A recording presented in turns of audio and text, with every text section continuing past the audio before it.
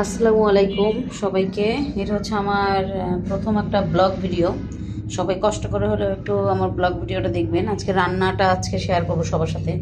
সবসময় তো মাছ মাংস এগুলোই শেয়ার করে, আজকে আমি সবজিগুলা যেভাবে রান্না করব এটা সবাই আমার সাথে সাথে থাকবেন, দেখবেন। এই যে আমি সব কিছু কাটাকাটি করে যে গুছিয়ে নিয়েছি, একদম সব গুছিয়ে নিয়েছি। এখন আস্তে আস্তে করে রান্না করব, দেখতে থাকেন। এই যে আমি একটু শুকনো মরিচ টেলে নিচ্ছি। এটা হচ্ছে মূলা শাকের উপরে দিব, আমরা খুব পছন্দ করি। মানে মূলা শাক উঠানোর আগে এরকম একটু শুকনো মরিচ টালা গুঁড়ো করা দেওয়া খুব পছন্দ করি আমরা। প্রথমে হচ্ছে মূলা শাকটা রান্না করব, তো আমি তেল দিয়ে দিচ্ছি কড়াইয়ে। তেলের মধ্যে একটু পেঁয়াজ কুচি দিয়ে দিলাম, রসুন কুচি দিয়ে দিলাম। ঝাঁজ আসতেছে তো তাই আমি আসতেছি।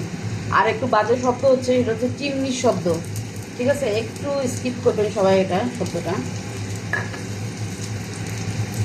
চিমনির শব্দটা মনে হয় সবাইকে বিরক্ত করছে, তো কিছু করার নাই। চিমনিটা না চালালে আমার হচ্ছে এখানে আবার ওই যে তেল কাস্টে হয়ে যাবে, এই জন্য কাঁচামরিচ দিয়ে দিলাম। এটা ভাজা ভাজা করবো, এটা গুঁড়ো করে নিব।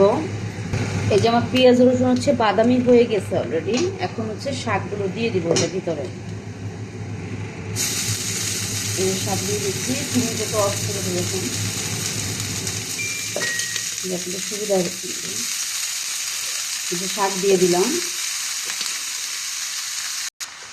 সব শাক দেওয়া শেষ। এখন পরিমাণ মতো লবণ দিয়ে দিলাম, আর একটু লবণ যাবে না, শাকটা কমে আসবে তো লবণটা বুঝে দিবেন সবসময়, কারণ বেশি লবণ দিলে আবার এমনিতে তো মূলা শাক তো খেতেও হয়, তো বুঝে দিবেন লবণটা।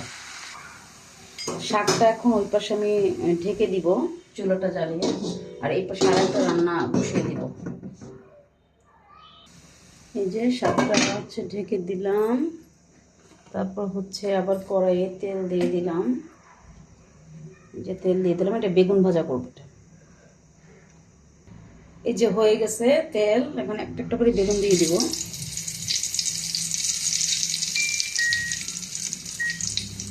একটু বিরক্ত হবেন, কিন্তু আমার চিমনিটা একটু চালাতে হবে না তো।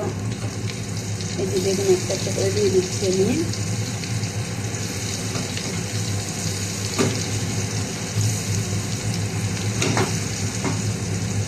একদিকে বেগুনটা হতে থাকুক, আমি মূলের সাথে একটু উঠাই দিচ্ছি। এই যে মূলের সাথে পানি চলে আসছে,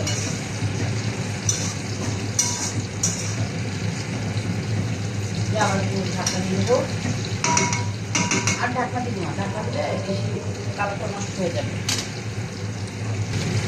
বেগুনগুলো আস্তে আস্তে করে উল্টাই দিব এক পাশ হয়ে গেলে। এই যে বেগুন ভাজি আমার হয়ে যাচ্ছে, এই যে ভাজা ভাজা হচ্ছে। আর এদিকে হচ্ছে মূলা শাকটাও হয়ে গেছে প্রায়। আমি একটা ডিম দিয়ে দিব, আমরা মূলা শাকে ডিম পছন্দ করি, তো একটা ডিম দিয়ে দিচ্ছি। ভেঙে ডিম চলে গেল, সরি সিঙ্কের মধ্যে ফেলাই দিছি তো ইয়েটা, একটু শব্দ হয়েছে। দেখুন ভাজিগুলো হয়ে গেছে, আমি তুলে নিব।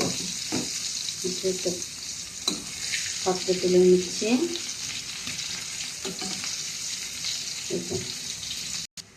এই যে আমার বেগুন ভাজা হয়ে গেছে, আর মূলা শাক হচ্ছে। বাঁধাকপি ভাজি করব, আর একটু কই মাছ রান্না করবো। বাঁধাকপি আর কই মাছ আপনাদের সাথে শেয়ার করলাম না, কারণ ভিডিওটা বড় হয়ে যাবে। এখন লাস্ট হচ্ছে আমি যে মরিচের যতটুকু পরিমাণ, যে যতটুকু ঝাল খেতে চায় ততটুকু হচ্ছে ইয়ে দিয়ে দেবো, যে চিলি ফ্লেক্স যেটা করে রাখছিলাম টালা মরিচের গুঁড়োটা দিয়ে দিলাম। উঠানোর আগে হচ্ছে ধনে পাতা কুচি দিয়ে দিব। আমি একটু মরিচ বেশি দিয়েছি, কারণ আমি ঝাল পছন্দ করি তাই। যার কম পছন্দ সে কম দিবে, নয় দিবে না, এটা যা যা ইচ্ছে। আমার স্টাইলটা আমি ফলো করছি। এই যে আজকে হচ্ছে আমার এই সুন্দর ছোট্ট ব্লগের সাথে থাকার জন্য সবাইকে ধন্যবাদ। আমি নিজেই নিজের ব্লগ সুন্দর বললাম, আসলে ঠিক সুন্দর না, বলতে চেয়েছিলাম যে আমার ব্লগের সাথে থাকার জন্য সবাইকে ধন্যবাদ। যদি ভিডিওটি ভালো লাগে সবাই অবশ্যই কমেন্ট করবেন, লাইক করবেন, আর শেয়ার করবেন যদি সম্ভব হয়, ঠিক আছে? এই যে শাকটা হয়ে গেছে, আমি চুলা বন্ধ করে দিব, হচ্ছে এই যে বাড়িতে তুলে নিব শাকটা। সবাইকে অসংখ্য ধন্যবাদ আমার এই ছোট মিনি ব্লগের সাথে থাকার জন্য। আসসালামু আলাইকুম।